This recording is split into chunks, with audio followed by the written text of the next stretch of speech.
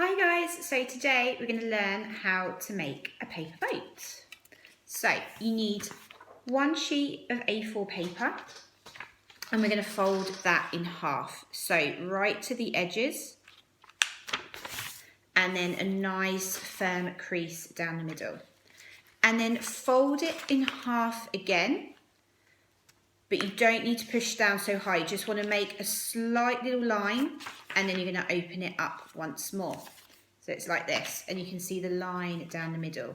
And then you're going to take one corner and fold it in to your line. And then we're going to take the other corner and fold it in to the line. So it's like a little hut. Now these two flappy bits at the end, we're going to fold those over. So fold one side, flip it over, fold the other side. So then you have what looks like a little hat.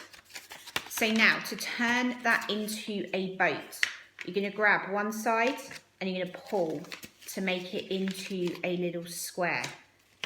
Where your corners are, you're going to tuck them in, flip it over, tuck in the other side.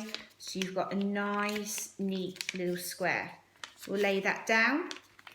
Now, the bottom, you're going to fold up halfway, flip the boat over, and then you're going to fold up the other side so it's like a little triangle.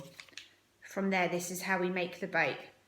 Pop your thumbs into the bottom, pull it, open it up, and then take the edges and then pull. So if you've done this with cards, it won't work too well. You want to do it with nice soft paper.